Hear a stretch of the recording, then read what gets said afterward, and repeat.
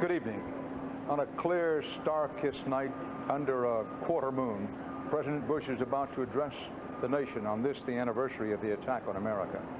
The president will speak from Ellis Island, where over the years, so many immigrants from so many other countries arrived here in the United States seeking and finding freedom and opportunity. In the background, as the president speaks, will be perhaps the world's best-known symbol of freedom, the Statue of Liberty. Earlier today, President Bush visited all the sites of the 9/11 attacks, the Pentagon, the plane crash site in Pennsylvania, and earlier this evening, he went down to the pit and the Circle of Honor at Ground Zero, just behind me. He placed a wreath in honor of those who died here, and then greeted some of their families. As the president mourned America's losses, he renewed the nation's commitment to winning the war on terror. Tomorrow morning, the president will address the United Nations here in New York, making his case for removing a man he sees as one of the world's leading supporters of terrorism, Iraq's Saddam Hussein. But first, this address tonight to the people of the United States. Good evening. Good evening. A long year has passed since enemies attacked our country. We've seen the images so many times they are seared on our souls.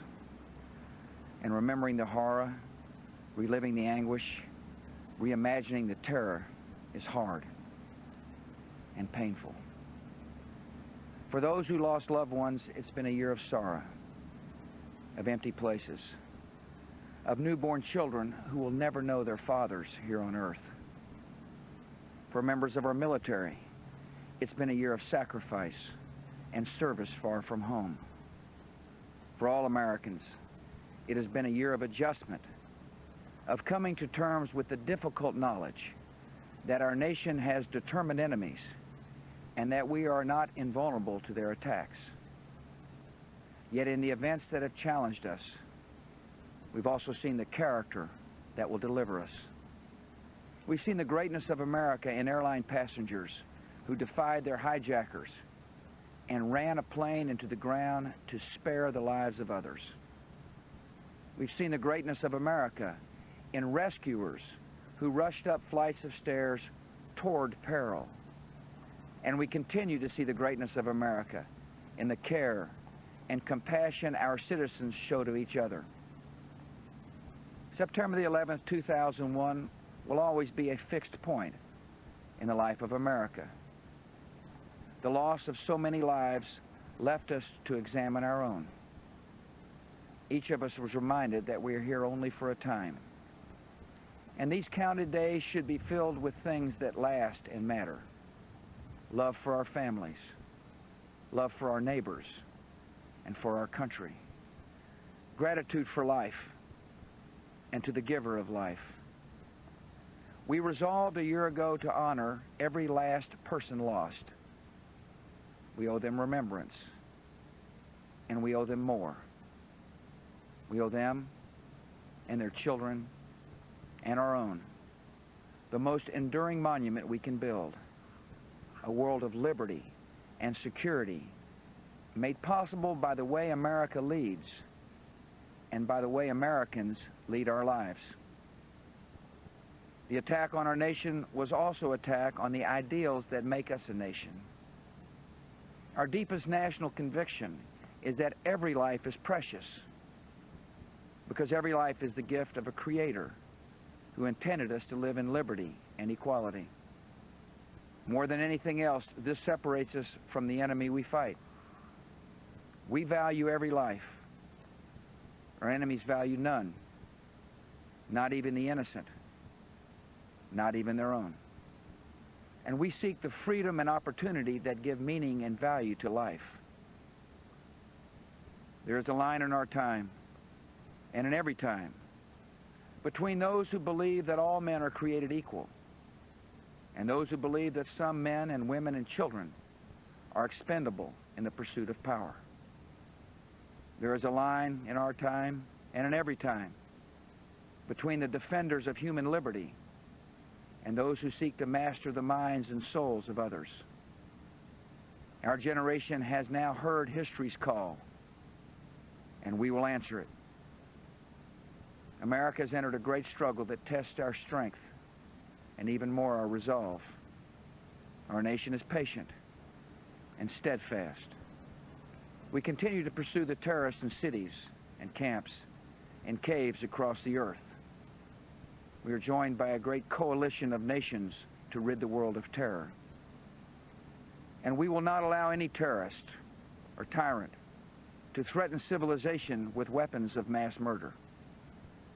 Now and in the future, Americans will live as free people, not in fear, and never at the mercy of any foreign plot or power. This nation has defeated tyrants and liberated death camps, raised this lamp of liberty to every captive land. We have no intention of ignoring or appeasing history's latest gang of fanatics trying to murder their way to power. They are discovering, as others before them, the resolve of a great country and a great democracy. In the ruins of two towers, under a flag unfurled at the Pentagon, at the funerals of the lost, we have made a sacred promise to ourselves and to the world. We will not relent until justice is done and our nation is secure. What our enemies have begun, we will finish. I believe there's a reason that history has matched this nation with this time. America strives to be tolerant and just. We respect the faith of Islam, even as we fight those whose actions defile that faith. We fight not to impose our will, but to defend ourselves and extend the blessings of freedom. We cannot know all that lies ahead. Yet we do know that God has placed us together in this moment to grieve together, to stand together, to serve each other and our country. And the duty we have been given, defending America and our freedom, is also a privilege we share. We're prepared for this journey.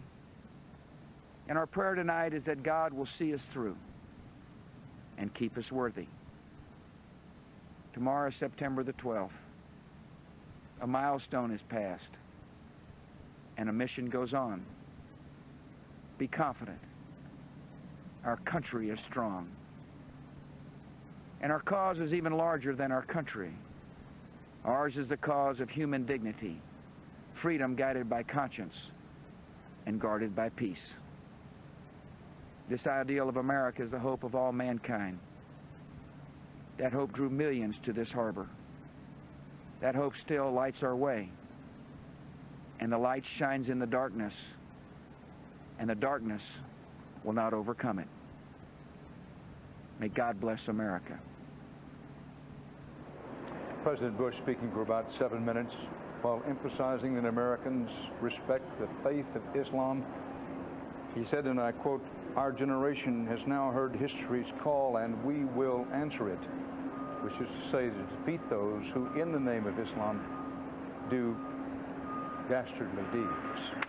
In a not-so-veiled warning to Saddam Hussein, the president said, "And we will not allow any terrorist or tyrant to threaten civilization with weapons of mass murder."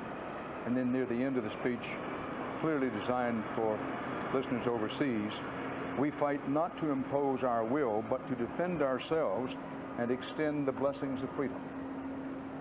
This has been a CBS News special report. Coming up on CBS, an encore presentation of 9/11, the extraordinary film that documents the rescue efforts of one firehouse inside the World Trade Center's North Tower.